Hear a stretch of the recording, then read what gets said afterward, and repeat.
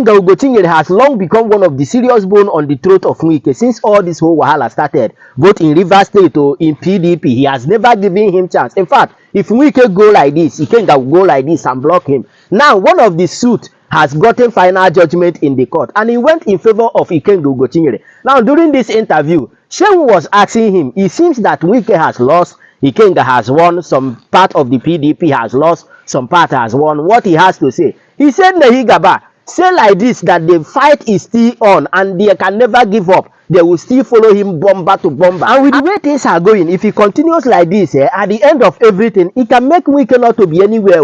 You go here, you will not see him. You come this side, you will not see him, because things are still happening in the other side. But nevertheless, listen to this wonderful interview. And as you are listening, do well to subscribe if you have never done so, and share for more updates. And I'll be back. Let's go there. I see that you are very happy. It does look like Simfubara has won, APP has won, Wike has lost, APC has lost, and it does look like PDP lost in this case well.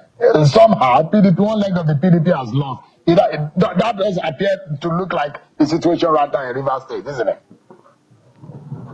I don't want you to make it a personal issue of APP have won, who have won. No, I think the constitution won. The democratic principle have been re-established, and it's not yet victory because those anti-democratic forces are still knocking around the corner. Is it that one moment they want the election not to hold at all, or they want a location of a state to be seized, to throw the state into a state of economic crisis, or they want those who are no longer lawmakers who have decamped, and I saw them on your TV station the day they were decamping, to be restated so that they can make an attempt to illegally attempt to pitch a governor. So it's not yet good, because there are people whose heart does not like stability, they like confusion. So it's not yet good. I mean, Honorable, the reason why I asked that question is that you particularly, always, you have not made it a secret, and you have always looked like you have a ground to grind with Nyesom Wike, the minister of the FCT. And it does look like, as far as you're concerned, you think that is a problem of the PDP and Rivers State.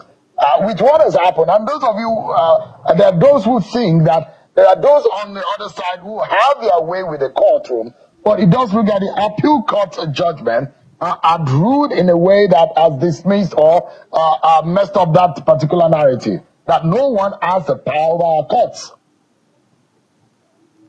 Well, that is all we're hoping and praying for. And there's nothing personal about it, because I don't have the same line of business with him, and I don't have the same kind of ambition with him. So I don't have any issue that warrants you need to have any personal issue. He's the one that, of course, in your station the other time was live on your station. I saw when he called me a crab, a shaker or something. I saw the other day he said he doesn't know me. I saw the other day he said he knows me. I said, so each time he said he has one thing or the other to say, but I cannot go down to that level to start saying all those things, because my father raised me very well on these issues. But let's remain on the issues. The most important thing is that the way PDP is going, which you can attest to, and the role he's playing in staying in APC, doing APC work, and insisting on ensuring that the leadership of the party must remain, even though they have no legal status to remain in office, all points to the fact that he just wants to destroy PDP. It's not like it's a problem of PDP. The people I blame is some of the governors of PDP and some of PDP leaders who have not been able to be man enough to stand up to stop this child. It's kindergarten politics. It's children's play. To stop it, because I don't understand why you have a national chairman of a party and a national secretary of a party who seems to be in bed with the ruling government, and people seem to be comfortable with that, and are finding cases in court to keep themselves in office. And then the man you mentioned is them and G5 people will tell you that they're working for APC, while at the same time still struggling for control of PDP. Do you think that is decent? Is that how democracy was built in Nigeria? If Azikiwe them and Awolowo they were alive, we saw people who are running around like clowns now be running in midst of conversation. If Awolowo them were alive, so this standard is low. I don't know where they learn it from. As a student of history, it's disgusting. It makes me feel like I want to throw. Because what are we struggling over in PDP? What are we fighting over in PDP? That the almighty PDP that once that the two states have been reduced to something that that people are playing with and struggling. I'm in another party, I'm working for another party, but I'm telling you that this party I must control it, and leaders of the party are treating me with keys below some governors because they have been offered one thing or the other, or maybe they have been told that if you follow them to sabotage PDP, you choose your successor, you win your re-election, and you cannot boldly stand up to say stop this nonsense, stop this madness, and let the right Nigerians, we are looking up to PDP. We're not that lose confidence in PDP. The mess is too much. Honorable, before I allow you to go, Seun was here the other day, And I was surprised. He was blaming President Bola Tinubu for the problem of the PDP.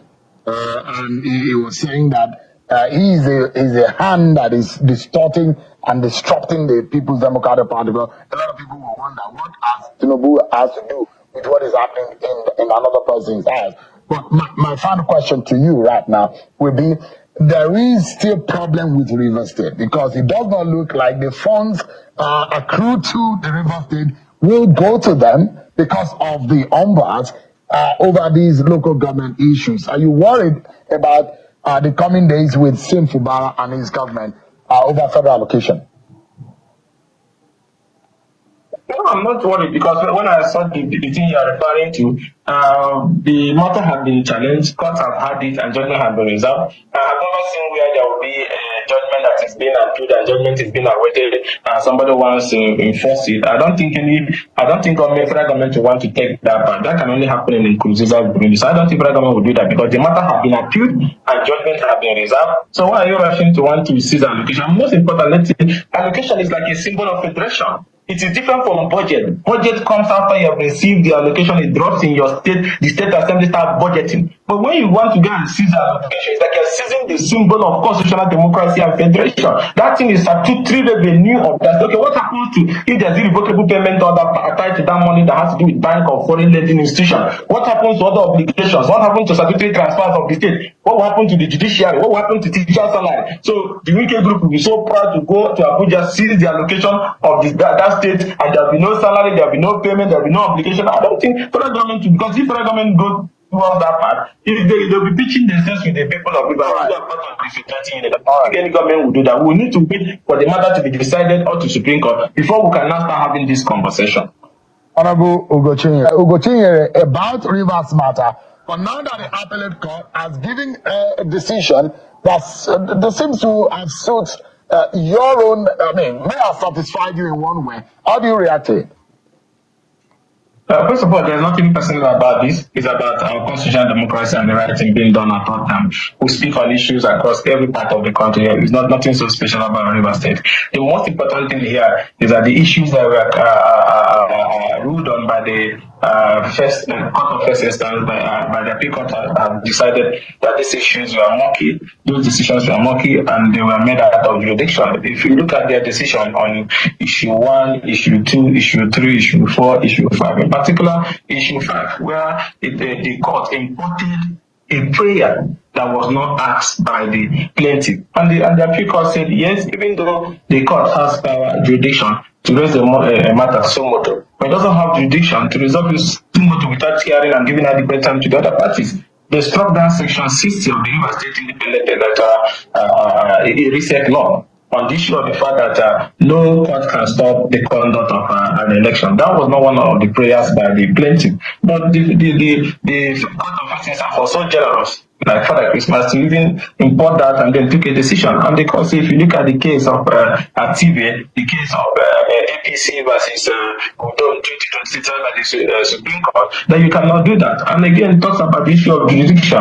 That the issues they were asking for are issues that the Federal High Court have no jurisdiction. And also the Supreme Court have decided that over time, Ejia versus Imo State Governor, Osun State Independent Electoral Commission versus Timothy and so on and so forth, that even though that there's federal agencies involved, that does not automatically confer jurisdiction on the Federal High Court. That what is the subject matter? Conduct of a local government election that is under the jurisdiction of the River State Independent Electoral Commission and supposed to be handled by the State High Court. That why did you not dabble into? So based on that, they said the case in its entirety lacked merit and decided to dismiss it. So the most important thing that it doesn't even call for like celebration, because to me, doing the right thing most times, I don't say it calls for celebration, because ordinarily the Federal High Court should have known that what they were doing was wrong. So yes, this is victory for democracy, it's victory for constitutional governance, but for this fact to have been restated, it has already been restated by the Supreme Court over and over again. So why do somebody have to keep doing that? Just maybe you do it and then hope that it can be upheld by the appeal court or the Supreme Court. So to me, it's a good decision. It has helped to also deepen our constitutional democracy. But at the same time, we must not continue to keep going back to the court to keep seeking interpretation on issues that Supreme Court over and over have also decided.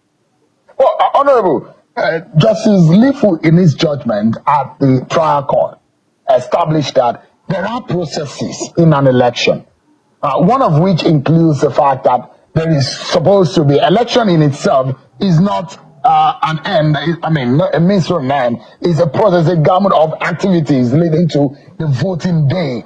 I mean, the court established in that judgment, and the High Court, that look, you should have published. There are days specified by law for you to have published the names of voters. There are other issues relating to the revision of voter register, which was not done by RCEC.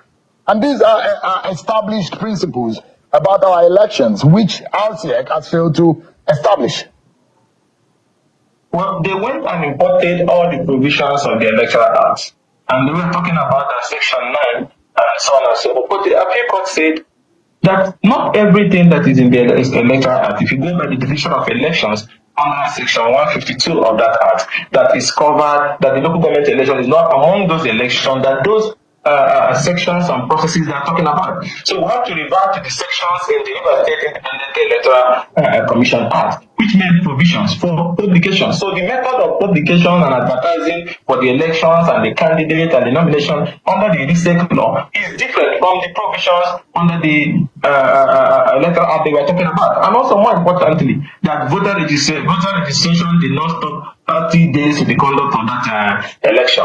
And then when you talk about it, did not stop, they didn't produce any evidence to show there was even an ongoing voter registration exercise by INEC. So the most important thing is that these people, when they went to this court, wasn't after deepening our constitutional governance. It was not about stop Governor Fubara from conducting the local government election. If you remember, one of the conditions during the presidential initiative that Tinubu initiated was that they said they feared that the governor will not do election, that they wanted the election. And they made the governor to sign that there will be election. So at the moment we are nearing the election, they extended the tenure of the local government chairman whose tenure have expired, that they should remain in office forever. And then they said no, and let there be an election. And then when we now get to the election, they now went to court and then got an order again and said there should be no election. So you can even when after the election, when the people were about to be sworn in again, they went again, started burning down the local government election that they should not be sworn in. So the whole issue, I have to be honest with you, because I don't know how to waste time over an issue, is the fact that the Pro-Wike group does not want a local government election that will come from the governor of Fubara leadership. That was what it's all about. That's what led us to if we go by the interpretation in what we were seeking at the federal high court, there will be no local government election again in Nigeria, because people will not say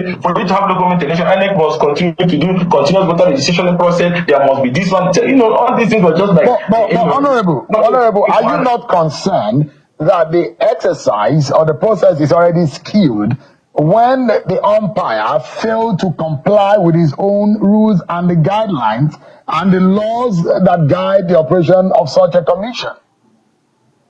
The procedure, that's what I'm saying, they are the one lying with all the applications that are valid. The provision of the RISEC law on the issue of publishing the notice, publishing the candidate list, we have followed. Most political parties that participated had that notice. Those notices were there. And they were the ones who admitted that the notice was published, but it's not complete. And in one point, they are saying the notice was published, but it was not up to 90 days or 300 days. And another one, they said there was no notice. So the most important thing is that if they had participated in that election, they would have seen the notice, they would have seen those processes complete. But they refused to participate in that election. And while that election was about to vote, they said the election will not vote. The key thing here is that they never wanted this election to vote, just because they are having issues with the government. So now let's establish there are possibilities that this case might be taken up to the Supreme Court.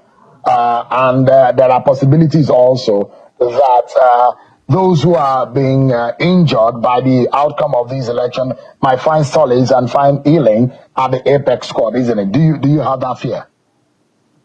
Of course, most of them are professional litigants. Even when they don't have any grounds for case, they want to file a case because they have almost 80 cases now. So I will not be surprised if they go to Supreme Court. But what are you asking? The Supreme Court should give you an order that the court can stop election? The very moment Supreme Court does that, there will be, as we head to 2027, there will be multiple applications. State assembly election will be stopped, presidential will be stopped under one excuse or the other. So the framers of our law know that politicians most times are anarchists, that if we allow them to have that opportunity, each other at the point of announcement of the law, there will be injunctions to stop it, just like what happened during the Abiola and Humphrey Nwosu did, that threw the country into a serious constitutional crisis. Yes, they will go to appeal. It's within their power to go to appeal. But I can tell you, as a good observer of political development in the country, there's no court in the land that will create a template that will allow politicians to stop elections under one excuse or the other. You get the point now, and just like I said before, with the way things are going, if he continues this way, it might be a problem for him. But share your thought with me. Do you think if the right thing is done, the right judgment is given, do you think he still have a chance? In fact, let me even gist you. We are hearing kepu that River State allocation has dropped in the account. But nevertheless, share your thought with me on the comment section. And of course, you know the vibe now. Click on that subscribe button, follow, and share for more updates. Because like this, hey, we move.